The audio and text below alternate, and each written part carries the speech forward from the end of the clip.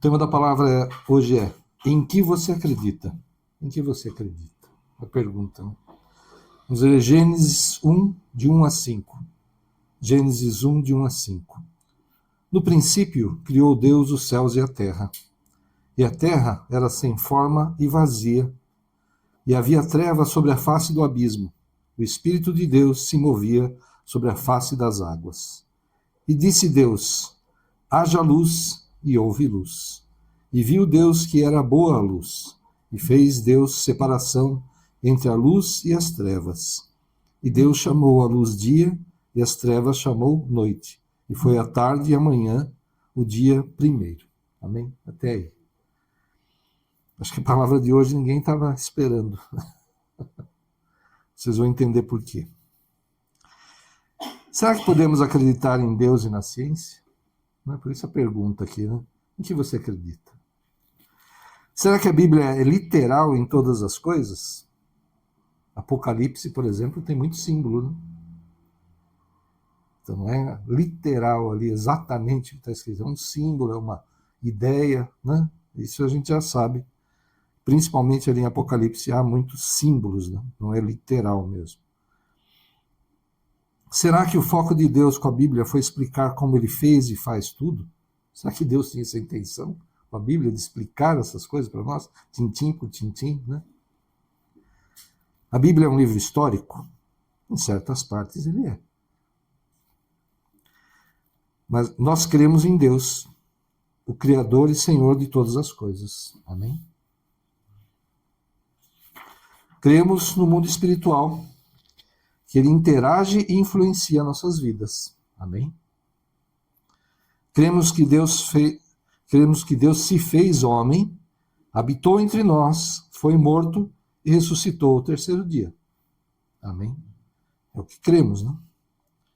E será que a nossa crença nos impede de aceitar a ciência humana, né? Com todas as deficiências que ela tem, com todas as limitações, dúvidas e mudanças? Será que a nossa fé impede de aceitar a ciência? Não? Eu e muita gente pensamos que não impede. E eu entendo que podemos crer em Deus e aceitar o conhecimento científico disponível, que é o que tem agora, né? Se fosse voltar lá no tempo dos gregos, né? Eles criaram o termo átomo, né? E átomo significa tomo é divisão. Então, átomo não é divisível. Então, esse termo do átomo ele não significa algo que não é divisível. O que eles pensavam? Se eu pegasse uma barra de ferro e cortasse ao meio, eu teria meia barra de ferro. Cortasse de novo um quarto, fosse cortando, vira pó até, né? E se eu pudesse cortar esse pozinho até o último elemento que é o ferro ainda, esse seria o átomo de ferro. Até que eles não estavam errados, né? Mas o termo que eles usaram como não divisível é que acabou depois, né, com a ciência, com o que os homens fizeram, vendo que o átomo também pode ser dividido. Só que ele deixa de ser o ferro, né? Se eu divido o átomo, passa a ser partículas, né? Não estava tão errado o pensamento do grego. Então a ciência daquela época tinha uma ideia filosófica sobre o que era a matéria, né? E hoje nós temos muitos avanços, muito conhecimento do que é a matéria, mas com certeza vai aparecer muita coisa ainda, né? Muita coisa ainda vai ser descoberta, vai ser mudada, vão entender de outra forma, né? Então, a ciência disponível, nós podemos acreditar nela? Sim. Dentro daquele bom senso de ter um limite para essa crença, vamos dizer assim, né? Então, ciência é ver, testar, duplicar para crer. O cientista vai lá, vê um fenômeno, vê alguma coisa, então ele busca entender aquilo, ele testa, ele tenta duplicar aquilo, aí ele fala, é por isso, é assim, assim, ele explica a coisa. Então, a ciência é ver para crer, e a fé é crer para ver. Amém? São coisas diferentes. E tanto a ciência quanto a fé envolvem, então, uma crença. Não existe divisão por zero. Você acredita nisso? Acredita, né? Você crê que não existe divisão por zero. A matemática diz isso.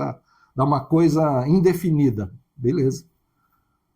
Né? Não é possível ser feita essa conta. Eu creio nisso, sei lá, se é um axioma, eu não lembro exatamente o termo que é usado, mas não existe divisão por zero. Eu creio nisso. Então, a ciência, em tudo que ela faz, envolve uma crença também. Que a gente acredite no que é postulado, no que é verificado pelos cientistas. Então, a fé também. A ciência e a fé dependem de crença em alguma coisa. A teoria do Big Bang, né, do começo do universo. Ela tem sido muito contestada recentemente. Então, a própria ciência está duvidando da teoria que é mais aceita para o começo do universo. Existe muita contestação. O que o Hubble, o telescópio Hubble viu no universo, agora o James Webb, que é o mais recente, que lançaram, entra lá no espaço e tal, está vendo coisas que a ciência não entende, não consegue explicar com o conhecimento, com todo o desenvolvimento que tem, não conseguem explicar, então estão contestando. Mas vamos, para a gente poder continuar, vamos supor que a teoria do Big Bang ocorreu como a ciência diz, né? A explosão inicial e o universo apareceu. Ali no texto de Gênesis que a gente leu, está escrito que no princípio criou Deus os céus e a terra. Eu acho que é uma forma de Deus falar, eu criei a matéria. Né? Criou os céus e a terra, criou a matéria. Né? Então, bate aí com a explosão inicial e começa a matéria. Ok. Mas fala que também a Terra era sem forma e vazia. Ok, né? Se a teoria do Big Bang é verdadeira, está uma explosão que está expandindo, não tem uma forma definida ainda, né? Está vazio, não tem vida, não tem gente, não tem, né, nada. Né? Tá só aquela matéria em expansão. E aí ele fala, e haja luz. Ih, agora complicou a coisa. Tem uma explosão, tem matéria e não tem luz? Peraí, gente. Como é que a Bíblia fala uma bobagem dessa? Vamos dizer assim. Aí você vai ver a ciência. O que a ciência fala? Teve a explosão inicial, começou a expansão do universo. E a luz não havia. A ciência fala isso. Aquela explosão inicial, as coisas estavam, né, expandindo o universo, né, não havia separação ainda, não havia planetas, estrelas, galáxias, nada, estava lá expandindo aquilo, e nada escapava daquela coisa que estava expandindo, nem radiação, né, raio-x, raio-gama, seja lá o que for, nada escapava daquilo. E o universo foi crescendo, foi se expandindo. Demorou milhões de anos para aparecer a primeira estrela. E aí apareceu o quê? Luz. Então, bum, explode, começa a expandir, levou milhões de anos para aparecer a luz, quando as estrelas se formaram. Mas outras radiações também levou pelo menos milhares, centenas de milhares de anos para ondas, sei lá, raio-x, outras coisas que não eram luz mesmo exatamente, mas era uma radiação, começar a se soltar dessa bola que estava crescendo inicial aí. Então, bate com o relato bíblico. Havia matéria, havia uma expansão, houve uma explosão, mas não tinha luz, porque não existia fonte de luz. Então Deus cria a matéria, estava sem forma e vazia, e depois ele cria a luz. Opa, então está batendo até aqui. E continuando o texto, Deus cria as plantas. E a ciência diz que a atmosfera da Terra não tinha oxigênio. Era, sei lá, amônia, um monte de gases aí, mas não tinha oxigênio na atmosfera da Terra lá no começo da formação do planeta. Então não tinha oxigênio. E o que aconteceu? Fala que bactérias começaram a produzir oxigênio pela fotossíntese. Quem é que faz fotossíntese? Planta. Então Deus criou as plantas antes de criar os animais e tal. Está batendo. Não tinha animal, porque não tinha oxigênio na Terra. Mas fala que começou a vida na água. Peraí, vamos lá, vamos chegar lá. O oxigênio começou a ser formado e a preencher a atmosfera da Terra. Então, desses gases tóxicos que para a vida, como a gente conhece, eles não serviam, começou a ter oxigênio. E uma coisa bem interessante, sabe o ozônio? camada de ozônio que protege contra raio ultravioleta. O ozônio é uma molécula formada por 3 átomos de oxigênio. Não existia ozônio, não existia proteção contra raio ultravioleta. Aqui, o que o Sol faz? Se você estiver num lugar que você não tenha como purificar água, você deixar a água num recipiente e que bata bastante sol, a luz do Sol mata a bactéria. Imagina se não tem camada de ozônio. Qualquer coisa viva que começasse ali, por mais simples que fosse, ia ser destruída pelo raio ultravioleta. Como teve oxigênio, formou camada de ozônio, possibilitou começar a vida na Terra, porque o raio do Sol não matava a vida que estava iniciando. Então, as plantas, essa geração de oxigênio era necessária para que a vida, como a gente conhece, existisse na Terra. E a ordem aqui é essa: Deus cria as plantas. Né? Aqui eles chamam de bactérias, mas começa, né, a formar o oxigênio através da fotossíntese, que é a forma como as plantas produzem os seus açúcares, produzem alimento. Né? Então, nós vemos que a ordem está certa. A Bíblia fala depois que Deus criou a vida nas águas, dos répteis e tal, né? E onde que a ciência fala que a vida começou? Na água. Continua batendo a ordem de tudo que a ciência conhece até hoje com o que está escrito no comecinho de Gênesis, né?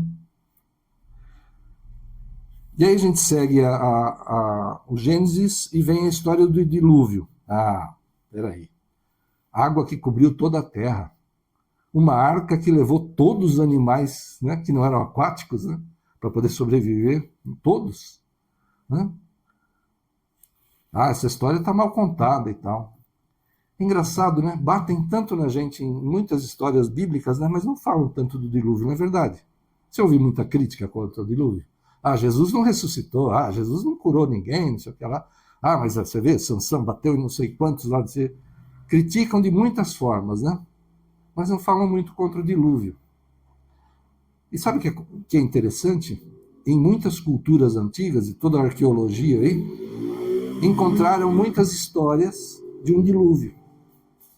Sumério, babilônio, sei lá, no Oriente, na Europa, encontraram, se não me engano, até na Austrália, lá com os aborígenes. Tem história de um dilúvio universal. E de alguém que fez um barco, ou avisado pelos deuses, seja lá da cultura e tal, para poder se salvar. Isso é disseminado em culturas antigas do mundo inteiro, que não havia internet, não é? Opa, peraí, deixa eu ver, botaram no Facebook que vai ter um dilúvio aqui. Não tinha isso, né, naquela época. Imagina, para alguém de um lado do mundo saber o que estava acontecendo do outro é praticamente impossível, não ia saber, né? Mas isso está disseminado nas culturas antigas do mundo inteiro, espalhado pelo mundo inteiro. Por que será, né? Que ideia legal, né? Todo mundo quis escrever sobre um dilúvio, sobre um herói que salvou e tal, que fez um barco.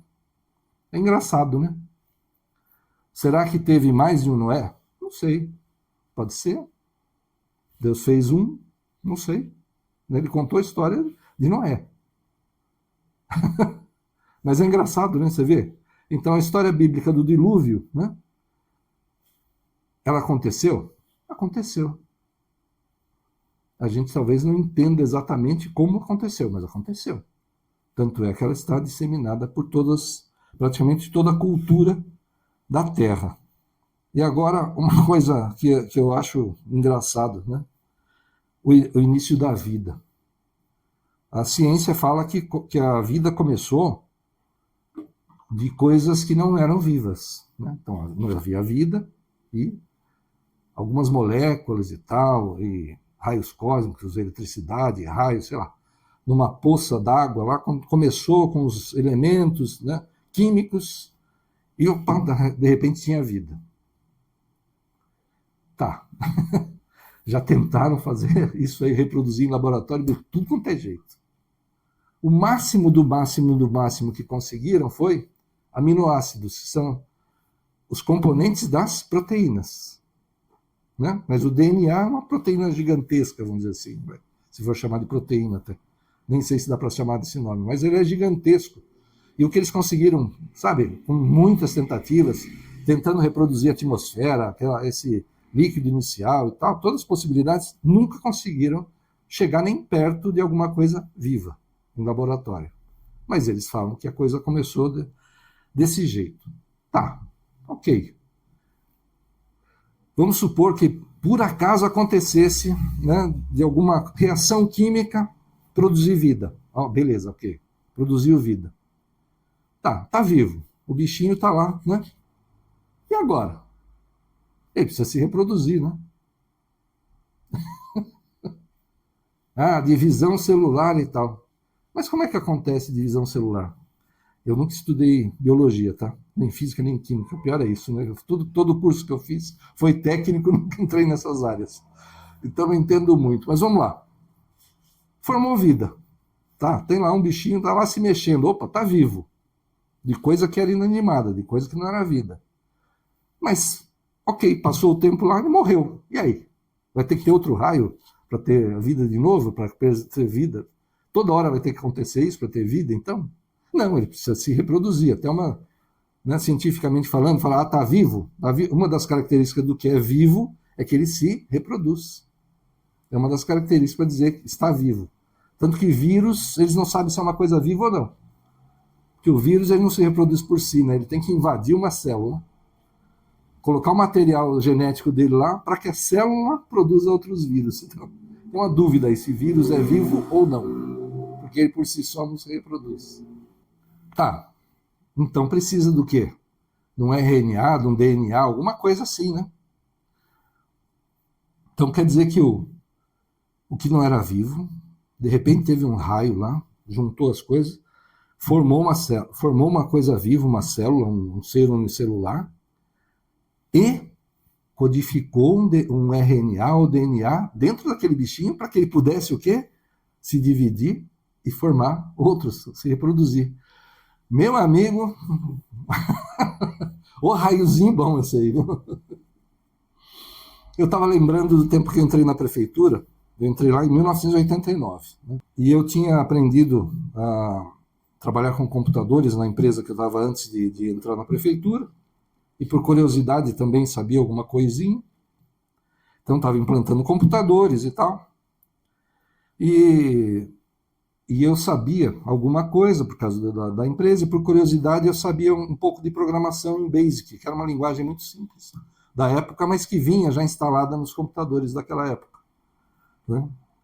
Então eu fiz alguns programinhas de computador, né? Só que assim, você trocou um ponto por vírgula, botou um espaço a mais onde não deve, né? Escreveu uma palavra lá trocando uma letra, o negócio não funciona. Ou para no meio, ou dá um resultado completamente errado, né? Então eu tive essa experiência com a informática daquela época, que, né, pouca gente naquela época tinha, até foi, né, uma coisa que me destacou, me ajudou na prefeitura com esse conhecimento. Mas é engraçado, esses programinhas que eu fiz, alguma coisinha que eu fiz, qualquer coisa que você trocasse ali dentro, ou não funcionava, ou dava resultado errado. Então você tinha que fazer muito teste para ver se, opa, estava funcionando como eu queria.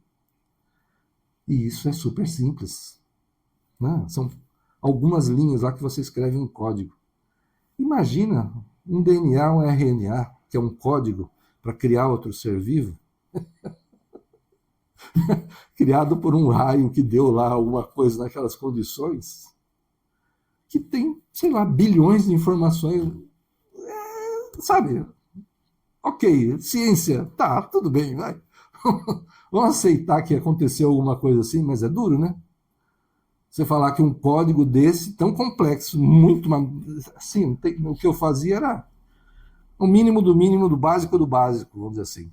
E mesmo assim, com qualquer errinho que eu fizesse lá dentro, a coisa, né? Então, quer dizer, ele criou vida, ele codificou essa vida no DNA ou RNA, alguma coisa assim, e isso já estava pronto para reproduzir e criar outro, igualzinho a ele. Opa, sem erro nenhum. Se tivesse errado, o que ia acontecer? Ou ia criar um ser diferente, né? Ou uma coisa que não ia funcionar, que ia nascer morta, né? Não ia ser vida. Não. Criou algo que já se reproduzia. Que beleza. Tá, vamos aceitar então a ciência. Vamos lá, vamos seguir, vai. Aconteceu isso. Sinceramente, eu acho impossível, né? A probabilidade disso, acho que sei lá, tão ínfima que é ridícula, né? Dita. Aí vamos complicar a coisa. Como é que é a reprodução dos seres unicelulares? Eles se dividem, né? Tal. Cria outro igual a bactéria, por exemplo. Né? Mas e até das plantas, os animais que a gente vê, né? Nós mesmos e tal. Como é que é a reprodução? Até uma flor, né? Deixou ser interessante quando eu estudei lá na, sei lá, quinta série, não lembro nem que série que foi, que a flor, ela tem o órgão sexual masculino e o feminino, né? Gineceu, androceu, é isso? Barbaridade, agora eu fui longe. A flor tem. A gente tem um problema hoje em dia no mundo que nós estamos acabando com as abelhas, com os insetos polinizadores. E se acabarem os insetos polinizadores, provavelmente a gente morre de fome. Os insetos polinizadores, por exemplo, a abelha, tem mais, né? Vamos lá colocar a abelha, vai. Ela vai na flor, colhe o néctar para fazer mel, e ela se suja de pólen. E ela vai para outra flor. Então ela coletou o gameta masculino de uma flor e coloca no órgão feminino da outra flor, pela sujeira que ela traz no corpo. E o que acontece? Novas florzinhas.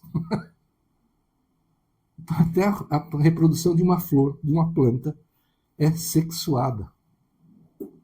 Olha só que interessante, né? E os animais fazem a reprodução normalmente sexuada, né? Por que eu estou falando isso? O DNA já é complicado, né? Ter o DNA como um código para fazer um corpo, fazer uma vida, né?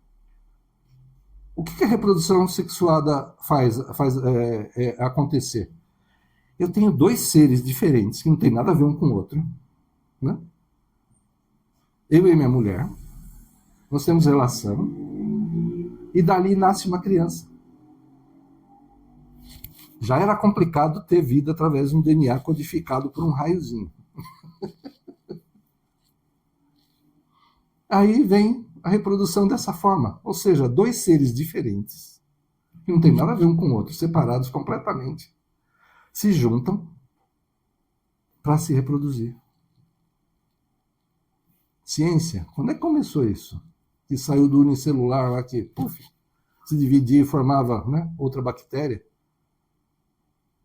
E agora você junta dois seres que não tem nada a ver um com o outro, né, para formar um terceiro ser.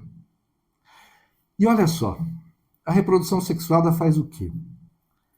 Protege contra doenças genéticas, a maioria delas. Porque se o homem e a mulher, por exemplo, né, falando da gente, se um deles tem um gene que é defeituoso, que poderia gerar uma doença genética, e o outro não tem, na maioria dos casos, quando eles se juntam e têm um filho, não acontece a doença. Apesar do filho ser portador, né, de um gene defeituoso que pode gerar a doença, ele não tem, porque os nossos genes são aos pares. E quando um é defeituoso e o outro não, na maioria dos casos, você não tem a doença genética. Se fosse se fosse assim, sai um Júlio aqui de mim, né? Ele teria doença, porque se eu tenho, ele vai ter, né? A doença. E como, né? Vamos dizer que eu tivesse o gene defeituoso e a minha mulher não. Meus filhos seriam portadores, mas não teriam a doença. Na maioria dos casos. Existem casos com um gene só, mesmo tendo um bom e um ruim, aí o ruim prevalece, mas é mais raro. A maioria dos casos, o gene ruim é dominado pelo bom, então não aparece doença. Se a reprodução não fosse sexuada, existiria, talvez, nem sei como é que estaria a vida na Terra até hoje. Não sei como estaria. Então, por isso que acontece algumas doenças congênitas, genéticas e tal, quando, no acaso, tanto o homem quanto a mulher, eles têm o gene defeituoso. Aí, quando junta, não tem jeito. Aí o filho vai ter a doença. mas normalmente a reprodução sexuada, ela impede isso. Então, olha só como Deus faz as coisas. Né?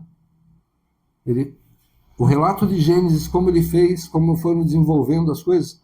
Foram dias? Talvez. A palavra em hebraico que eu estava pesquisando, a palavra dia em hebraico, ali no texto original, ela pode significar um tempo. Pode ter simbolizado uma era. E a Bíblia fala que, para Deus, um dia é como 1000 anos, e 1000 anos como um dia. O tempo para Deus não importa. Então ele pode ter feito o universo há 13, não sei quantos bilhões de anos? Pode. Mas Deus ficou esperando? E daí? Para ele o tempo não importa. Ele podia ter feito imediatamente? Acho que sim. Ele é o Todo-Poderoso. Mas ele quis fazer do jeito que ele fez. Quis nos fazer do jeito que ele nos fez. Né? Olha só que interessante. O nosso sangue percorre todo o corpo, né?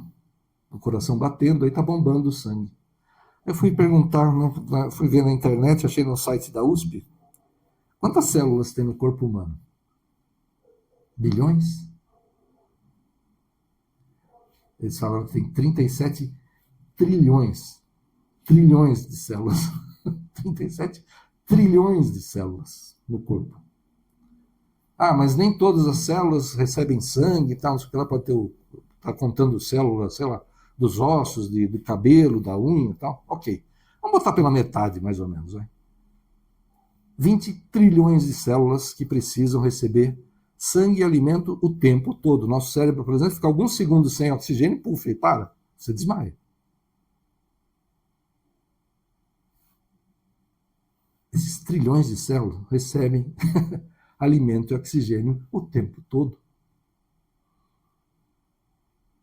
Tem as veias e os vasos, tudo que atinge célula por célula do teu corpo. Célula por célula, trilhões. E isso está codificado no DNA.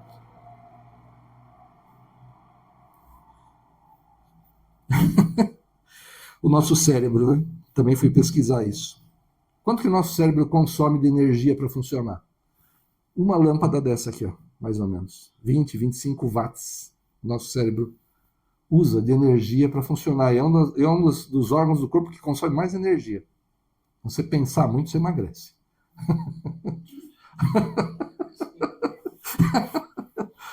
Não, é sério, o cérebro consome energia pra caramba em relação ao resto do corpo. Vamos pensar para emagrecer, tá, gente? Aí eu fui pesquisar. E se um computador fosse fazer a mesma coisa que o cérebro? Não existe, tá? Computador que consiga fazer o que o nosso cérebro faz. Nenhum computador ainda. Tem supercomputadores poderosíssimos aí que fazem muita coisa. Mas eles não fazem o que o nosso cérebro faz. Mas qual seria a estimativa de energia que um computador desse ia gastar? 20 também, né? 20 watts a gente. 20 milhões de watts um computador desse iria gastar. 1 milhão de vezes mais energia do que o nosso cérebro gasta para funcionar. Um computador, se fosse feito com a tecnologia de hoje, gastaria 1 milhão de vezes mais. Isso está aqui na nossa cabeça. O raiozinho, olha, fera. Ô raiozinho bom. Né? Parece piada um negócio desse, mas é assim que a ciência fala. Né? Que a vida começou desse jeito. Mas eu creio que Jesus fez milagres. Eu creio. Quem fez milagres? Jesus fez milagres. Jesus ressuscitou nada, não ressuscitou ninguém, curou, ressuscitou. Ele mesmo ressuscitou. Ele é Deus. O cientista vai espernear, vai falar um monte, mas na verdade é isso. A ciência busca entender o que Deus fez. Né? A medicina vive lá usando. Os índios usam a planta tal para curar dor, para tirar dor, como analgésico. Aí os caras vão lá, pegam a planta, levam ao laboratório, separa todos os componentes dela, tudo que tem naquela planta, aí descobre que tem um princípio lá naquela planta que é analgésico. Aí eles reproduzem e tal, e vendem pra caramba, ganham dinheiro. Eles criaram isso daí? Não. Está na natureza. Sabe, a ciência descobre, busca entender o que Deus fez. Então, no que a gente crê? Nós cremos num Deus Todo-Poderoso, que é por nós, que criou toda essa maravilha que é o universo, né, que a gente estraga, né, a Terra e tudo, né, que a gente... Outro dia a gente estava ministrando, falando que a natureza clama, né, espera pela nossa conversão, para que ela possa sair dessa prisão em que a natureza está por nossa causa, né, para que o mundo seja de novo do jeito que Deus fez lá, o Éden, né, uma maravilha para nós. Quando a gente for transformado, quando Jesus voltar, essas coisas aqui tão ruins que acontecem, né, tanto sofrimento, tanta coisa ruim, isso vai acabar. Então, se alguém te confrontar e falar, por que você acredita nisso? Meu, você acredita em tanta coisa, você que é ateu aí, que acredita na ciência, piamente, né? Tem tanta coisa que a ciência não explica, né? E falam, né, de matéria escura, energia escura, nunca conseguiram provar, ver, nada. Mas para fechar a conta precisa de matéria escura, energia escura, precisa de um monte de coisa. E vão criticar a nossa crença. E vão criticar que a gente acredita em Deus que faz milagres, um Deus criador, um Deus que é supremo, que é nosso Pai de amor, que cuida de nós, que provê todas as coisas. Pode criticar, pode rir, não importa. Eu nunca vou deixar de acreditar nesse Deus. Amém? Em que você acredita? Amém? Creia no Senhor. Creia no poder dele. Creia que ele é um Deus de amor. E quanto mais você puder se achegar, quanto mais obediente você for, mais as bênçãos do Senhor vão chegar para a tua vida, para a tua casa, para a tua família. Em nome de Jesus. Esse Deus que criou algo que... Nosso cérebro. Que o homem não chega nem perto ainda de fazer alguma coisa. Vai chegar um dia, vai, eu acredito que sim, vai. Pode chegar, pode. Se Jesus não voltar antes, o homem é capaz de chegar a fazer um computador que consiga reproduzir o que o nosso cérebro faz. Mas com todo o desenvolvimento que tem hoje, com toda a crítica que nos fazem, o homem não consegue fazer nada disso. Então, se alguém confrontar a tua fé, fala, você acredita? Eu acredito em Deus, sim. Eu acredito, sim. Em milagres, sim. Eu acredito que Deus é por mim, sim. Eu acredito que Jesus morreu naquela cruz por mim, para pagar os meus pecados, e ressuscitou ao terceiro dia. Como? Ressuscitou ao terceiro dia, ponto.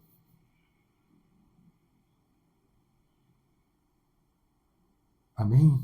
Creia no Senhor. Creia. Ele é teu bom pastor. Ele que não te deixa faltar nada. Ele que vai atrás de você quando você se desgarra, quando você desanima, quando você quer desistir. Deus vai atrás de você. Ele deixa as 99 no aprisco e vai te buscar. Esteja aberto ao Senhor, ao agir do Senhor, ao mover do Senhor.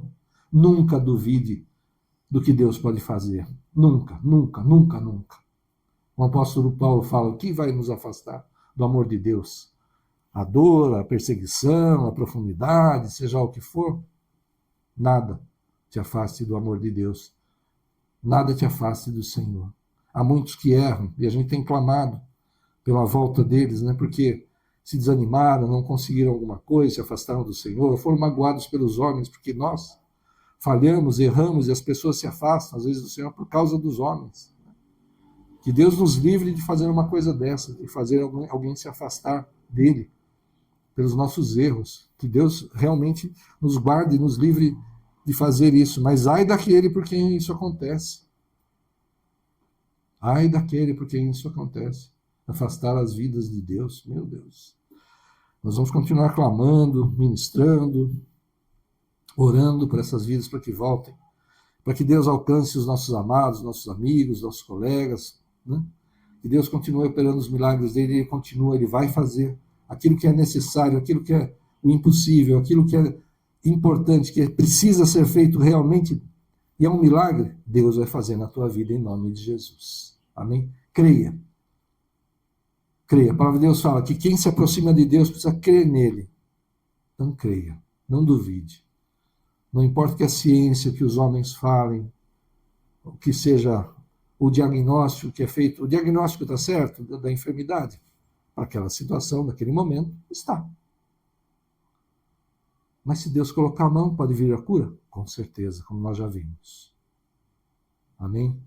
Uma situação de confusão na família, uma situação de situação financeira problemática, um problema na justiça, Deus coloca a mão e transforma, muda, inclina o coração daqueles que decidem a favor dos servos dele, abre portas, fecha portas, muda leis, influencia pessoas, Deus faz do jeito que ele quer.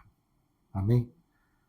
Então você recebeu um diagnóstico, recebeu uma previsão de problemas, ou está acontecendo um problema, busca o Senhor vai fazer o que é necessário, o que é importante, ele vai agir da forma que há melhor, em nome de Jesus. Amém? Feche os teus olhos, vamos orar. Senhor, em nome de Jesus, perdoa-nos quando duvidamos, Senhor. Ajuda-nos a entender a Tua palavra, Senhor, o Teu mover, Senhor. Em nome de Jesus, que todo engano, toda mentira do inimigo caiam por terra das nossas vidas, limpa, purifica mesmo nossas mentes, nossos corações, Senhor. Em nome de Jesus, Senhor, que possamos aceitar aquilo que é da ciência, Senhor, que os homens descobriram do que o Senhor fez, Pai. Entender as limitações que a ciência tem, Pai, mas com certeza permanecer junto a Ti, crendo em Ti, Senhor, Te buscando, Te adorando, Te louvando, Te colocando, Senhor, em primeiro lugar, acima de todas as coisas, Senhor, que seja assim sempre em nossas vidas, Senhor. Tudo que é contrário, tudo que é diferente disso cai por terra, nós rejeitamos e anulamos as nossas vidas, famílias, nossa descendência, nossa herança bendita da igreja, cai por terra em nome de Jesus. Mas que venha a Tua sabedoria, o Teu discernimento, o Teu conhecimento, Senhor. Dá destaque aos Teus servos também, Pai, na ciência, para que possamos, Senhor, falar de Ti, testemunhar de Ti, Senhor. Confrontar a ciência com a ciência, Senhor. Porque, como diz a Tua palavra, conhecereis a verdade e a verdade vos libertará. Que conheçamos a verdade científica, Senhor, para libertar aqueles que estão presos em mentiras científicas, Senhor, que rejeitam a Ti, Pai, em nome de Jesus. Dá esse destaque mesmo aos Teus servos, Senhor. Em nome de Jesus, coloca em posição de honra, Pai, de destaque os Teus servos, Senhor, para que possamos ministrar, falar de Ti, Senhor, testemunhar de Ti, Senhor, como doutores, como mestres, Senhor, como professores, como cientistas, Senhor, como autoridades, Pai, em nome de Jesus. Que possamos assim levar, Senhor, a Tua palavra, o Teu evangelho, Senhor, a muitos, que todo preconceito caia por terra, Senhor, em nome de Jesus. Que todo medo caia por terra e que as pessoas Te recebam como Senhor e Salvador. E aqueles que se afastaram, que voltem para Ti, Senhor. Aqueles que estão frios, Senhor, que a Tua chama seja reacesa neles, Senhor, em nome de Jesus, Senhor. Usa mesmo as nossas vidas, Senhor. Oh, Senhor, nós Te damos graças, Senhor, porque o Senhor tem usado, Pai. Continua usando mesmo, para que possamos dar fruto, muito fruto a Ti, Senhor. Há tempo, é fora de tempo, Senhor, com os nossos testemunhos, Senhor. Falando de Ti, Senhor, em nome de Jesus. Nos dá mesmo essa sabedoria, Pai. Para que não caiamos nas armadilhas, Senhor, nos argumentos, oh, Senhor, falaciosos do mundo, Senhor. Em nome de Jesus, Pai. E usa mesmo a Tua igreja. Vai debaixo dessa unção, para levar o evangelho do Senhor, para resistir a toda intimidação, a todo preconceito, com sabedoria, porque o Senhor Te dá sabedoria. Ele vai colocar as palavras na tua boca, para que você possa enfrentar, falar contra tudo que vier contra você. E em vez de você ser impactado pelo que o mundo traz, você vai impactar o mundo, as pessoas, e elas virão para Cristo. Vai debaixo dessa unção, em nome do Pai, do Filho e do Espírito Santo de Deus. Amém. Que Deus abençoe a todos. Aleluia. Glória a Deus. Aleluia.